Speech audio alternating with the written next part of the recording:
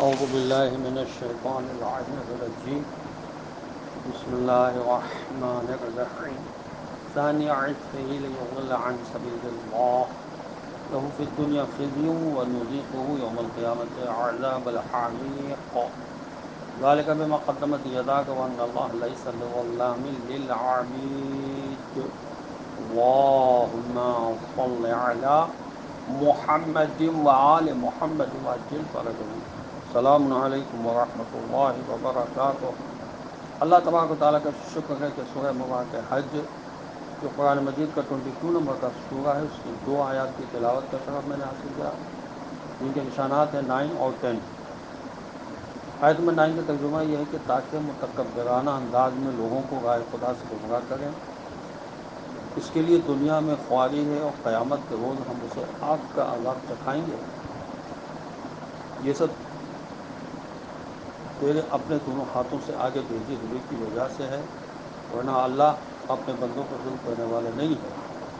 ثانی، کسی چیز کو موڑنا، الثنی یعنی دھوکہ کرنا، تکبر سے گردن موڑنا، اطفہی یعنی پہلو کے معنی میں ہے۔ یہ کج بحثی کرنے والا متکبرانہ انداز میں پہلو پھیرتا ہے، اس کی کج بحثی اور اس کا تکبر اس مقصد کے لیے ہے کہ راہ خدا میں روڑے اٹکائے، لوگ آیات الہی سے متاثر نہ ہوں۔ ایسے متکبر کج بحثوں کے لیے دنیا میں رسوائی اور آخرت میں عذاب ہے۔ یہ عذاب خود تمہارے جرائم کا قدرتی نتیجہ ہے، یہ عذاب خود تم نے اپنے سر لیا ہے، کسی اور کا کیا دھرا نہیں ہے کہ کسی کی طرف سے ظلم و ناانصافی شمار ہو۔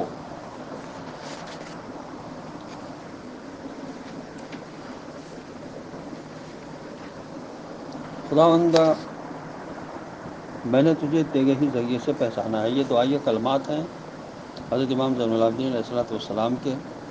فرماتے ہیں کہ خداوندہ، میں نے تجھے تیرے ہی ذریعے پہچانا ہے، تو نے ہی اپنے لیے میری رہنمائی فرمائی ہے اور مجھے اپنی طرف دعوت دی ہے۔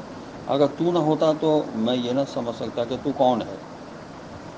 مزید فرمایا، یاد رکھو خداوند عالم نے تمہیں اپنی معرفت کرا کے تم پر اپنی حجت تمام فرما دی ہے۔ اور مزید فرمایا کہ جس شخص کا یہ گمان ہو کہ وہ اللہ تعالیٰ کو حجاب یا صورت یا مثال کے ذریعے پہچانتا ہے، وہ مشرک ہے، کیونکہ حجاب و مثال و صورت اور چیزیں ہیں اور اللہ تعالیٰ اور ذات ہے۔ وہ یکا و تنہا ہے۔ جو شخص یہ سمجھتا ہے کہ اس نے اللہ کو اس کے غیر کے ذریعے پہچانا ہے تو وہ توحید کا کیونکہ قائل ہو سکتا ہے۔ اللہ کے معرفت تو وہی شخص حاصل کر سکتا ہے جو اللہ ہی کے ذریعے سے اسے پہچانتا ہے۔ وہ اس کی معرفت کے قائل نہیں ہو سکتا، وہ تو غیر اللہ کی معرفت حاصل کر چکا ہوتا ہے۔ مخلوق جس چیز کا بھی ادراک کر سکتی ہے وہ اللہ ہی کے ذریعے سے ہوتا ہے، اور اللہ کی معرفت کا ادراک بھی صرف اور صرف اللہ ہی کے ذریعے ممکن ہے۔ حضرت امیر المومنین علی علیہ السلام سے سوال کیا گیا کہ آپ علیہ السلام نے اپنے رب کو کیوں کر پہچانا؟ تو آپ علیہ السلام نے فرمایا جس طرح اس نے ہمیں اپنی ذات کا تعارف کرایا۔ عرض کیا گیا کہ اس نے کس طرح آپ سے اپنا تعارف کرایا؟ فرمایا نہ تو کوئی صورت اس کے مشابہ ہے، نہ حواس کے ذریعے اس کو محسوس کیا جا سکتا ہے، اور نہ ہی لوگوں کے ساتھ اسے قیاس کیا جا سکتا ہے۔ منصور بن حازم کہتے ہیں کہ میں نے حضرت امام جعفر صادق علیہ السلام کی خدمت میں عرض کیا، میں نے کچھ لوگوں سے مناظرہ کیا ہے اور ان سے کہا ہے کہ خداوند عالم کی شان اس سے کہیں بالاتر ہے کہ اسے مخلوق کے ذریعے سے پہچانا جائے، بلکہ بندوں کی پہچان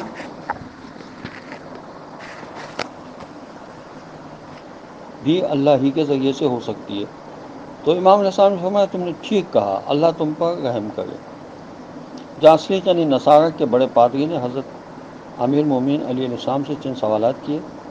ان میں سے ایک سوال یہ بھی تھا، مجھے بتائیں کہ آپ علیہ السلام نے اللہ تعالیٰ کو حضرت محمد صلی اللہ علیہ وسلم کے ذریعے پہچانا یا حضرت محمد صلی اللہ علیہ وسلم کو اللہ کے ذریعے پہچانا؟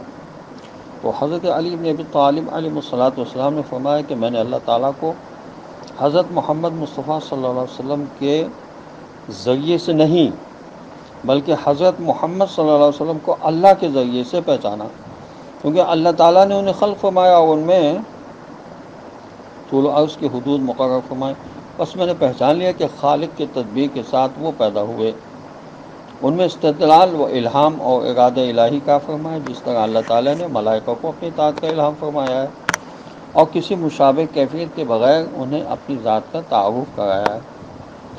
اللہ تعالیٰ کے ذریعے رسول صلی اللہ علیہ وسلم کو رسالت کے ذریعے اور اولو الامر کو امر بالمعروف عدل اور احسان کے ذریعے پہچانو، یہ حضرت علیہ السلام کا فرمان ہے۔ محدث کلینی رحمۃ اللہ علیہ نے اس حدیث کو درج کرنے کے بعد لکھا ہے کہ حضرت امیر علیہ السلام کا یہ فرمان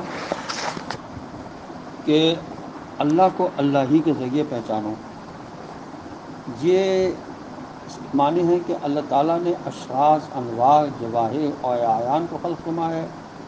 اعیان سے مراد اجسام و ابدان ہیں، جواہر سے مراد روحیں ہیں، جبکہ اللہ تعالیٰ نہ تو کسی جسم کے مشابہ ہے اور نہ ہی کسی روح کے۔